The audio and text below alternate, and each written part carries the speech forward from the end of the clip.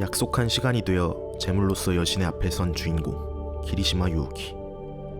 여신은 제물로서 자신의 것이 된 키리시마 유우키에게 한 가지 보상을 제안합니다. 재물, 여자, 힘, 그 어떤 소원이라도 한 가지를 들어주겠다고 말이죠. 주인공의 소원에 대한 고민은 그리 오래 걸리지도 않았습니다. 키리시마 유우키는 곧 자신의 앞에 있는 여신에게 말합니다. 자신과 결혼해달라고요. 오늘 소개할 라이트 노벨은 니노미야 군에게 애도를 오빠지만 사랑만 있으면 상관없잖아 등의 러브 코미디로 유명한 작가 스즈키 다이스케의 트집 잡을 수 없는 러브 코미디입니다.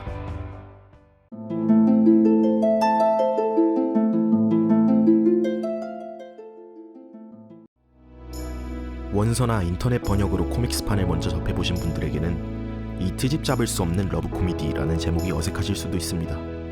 아마도 태클 걸 만한 여지가 없는 러브 코미디라는 의역에 태클을 걸다라는 게 일본 만자이의 츠코미로부터 파생된 탓에 한국인들이 이해할 만한 제목이 아니라고 생각해서 변동한 것이 아닐까 싶네요. 단순히 그 의역을 마음에 들어 하지 않아 새로운 제목을 써낸 것일 수도 있지만요. 일본에 번역된 작가의 후기엔 트러블하는 약칭을 사용하고 있지만 글쎄요. 아무래도 원래 사용되던 약칭인 태클러브가 입에 좀 더 감기는 것은 사실입니다. 때문에 저는 이하 영상에서 이 긴 제목의 작품을 태클러브라 칭하면서 진행하도록 하겠습니다. 스즈키 다이스케의 태클러브가 가진 서브컬처적 속성을 재단해보자면 다음 세 가지가 남게 됩니다. 로맨스, 루프, 그리고 조금 불편한 하렘. 등장인물 중 하나의 입으로 이건 루프물은 아니라고 할 수 있다 라고 말하고 계속해서 사건들이 신과 재물의 사랑에서 비롯된 희극임을 강조받지만 글쎄요.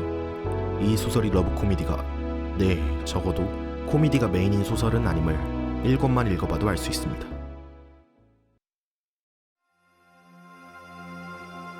소설은 주인공인 키리시마 유우키가 현재 겪고 있는 사건들 사이사이에 소설 속 세계에 등장하는 신화를 끼워 넣습니다.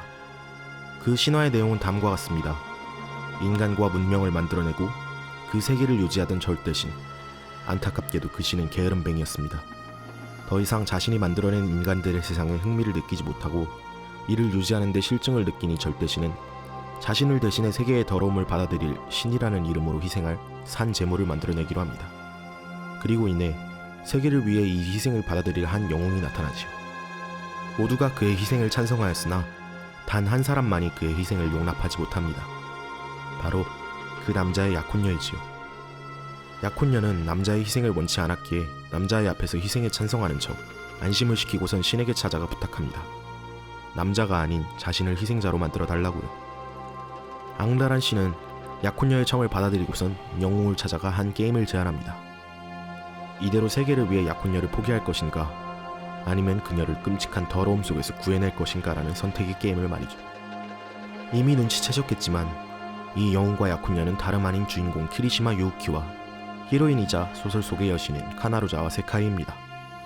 절대적 존재인 신이 제안한 게임 속에서 세상이 몇 번이고 리셋이 되더라도 유우키와 세카이가 새로운 기억과 새로운 삶을 갖게 되더라도 서로를 사랑하게 되는 건 일종의 신화에 따른 필연인 것이지요.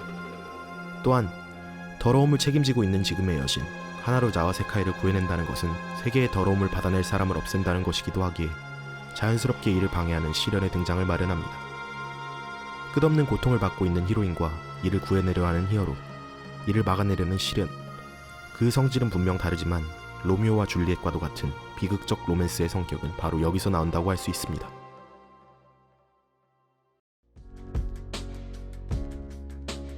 자, 이제 위에서 제달했던 소설의 세 가지 속성 중 하나, 조금 불편한 하렘에 대한 이야기를 짧게 짚어보고자 합니다. 주인공인 키리시마 유우키의 여동생 키리시마 하루코와 클래스메이트인 코이와의 쿠루미, 히로인인 카나루자와 세카이와 그 히로인의 메이드 치오까지. 소설의 주, 조연인 이 넷은 하나같이 호감을 가지고 있습니다. 바로 주인공인 키리시마 유우키에게 말이죠. 서브컬처 소설이나 만화 속에서 하렘은 흔한 요소입니다. 하지만 주인공이 멋진 모습 하나 여자들에게 비추지도 않은 채인데 작품 속 여자들이 이미 주인공을 좋아하고 있다면 어떨까요? 이는 위에서 언급했던 신화로부터의 필연을 너무 과도하게 사용한 탓이 아닐까 합니다. 아예 이야기가 풀어지지 않는 것은 아니지만 7권부터 1권으로 책을 거꾸로 읽는 사람은 없으니까요. 주인공으로의 3호로 사사건건 발이 밟힌다면 그 이유 정도는 사건 이전에 설명을 해주는 게 읽는 사람으로서 더욱 편하지 않았을까 하는 아쉬움입니다.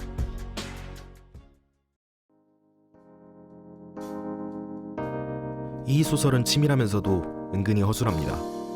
권마다 복선을 심어두고 그 복선을 회수하는 데까지는 큰 무리 없이 내용이 진행되나 그 모든 복선들이 작품에 필요한 복선인지에 대해서는 조금 의문이 듭니다. 또 밝고 명랑한 러브 코미디물을 써온 작가의 성향 탓인지는 모르겠으나 남성 독자들을 향한 어필, 이른바 모해 요소에 대한 집착이 조금 강한 듯 느껴집니다.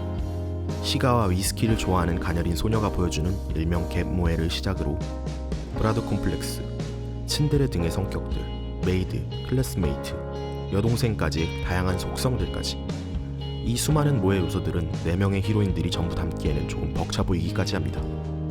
특히 전에 소개해드린 무직전생과 마찬가지로 어린 여자아이인 주인공의 여동생의 섹스 어필이 소설 중 꽤 포함되어 있으므로 이에 대한 면역이 없으신 분은 독서를 삼가주시길 바라겠습니다. 물론 단점만 있는 소설은 아닙니다. 전에 소개해드렸던 소설 무직전생과 반대로 이 소설은 타임킬링에 최적화되어 있습니다. 그 존재 자체만으로도 흥미로운 발상의 소재와 7권이라는 짧은 완결에 담긴 스피디한 내용의 진행, 알아보기 힘든 복선이나 회수되지 않는 내용들은 거의 없는 편이며 가볍게 읽더라도 놓칠만한 내용은 많지 않습니다. 세계의 존폐라는 커다란 주제를 가지고 있는 소설이 이토록 가볍게 읽힌다는 것은 분명 스즈키 다이스케 작가의 장점이자 강점이라고 생각합니다. 때문에 저는 이 소설을 라이트 노벨 입문작이나 긴 호흡의 작품을 완독하신 뒤에 읽기 좋은 그런 작품으로 추천드리고 싶습니다. 이 소설을 읽으실 모두가 적어도 가벼운 재미를 찾으실 수 있으리라는 생각에 말이죠.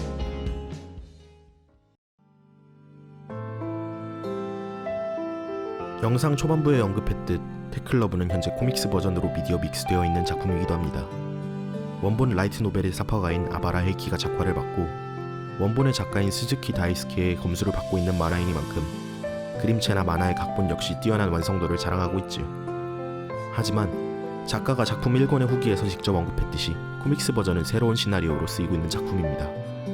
큰 틀과 전체적인 내용은 같으나 코믹스와 원작은 각자 다른 부분에 집중한 만큼 상당한 디테일의 차이를 가지고 있다고 말할 수 있겠네요. 코믹스 버전을 읽어보신 분들께도 이 디테일의 차이가 무엇인지 궁금하시다면 이 책을 읽어보기를 권하고 싶습니다. 지금까지 스포일러 없이 따끈한 정보를 뿌려주는 채널 북각이었습니다. 보고 싶은 책, 재밌게 보신 책에 대한 리뷰를 원하신다면 언제든지 댓글 남겨주시고 영상이 마음에 드셨다면 구독과 좋아요 그리고 알람 설정까지 부탁드리겠습니다. 그럼 오늘 리뷰한 책에 대한 간략한 정보와 함께 영상 마치겠습니다.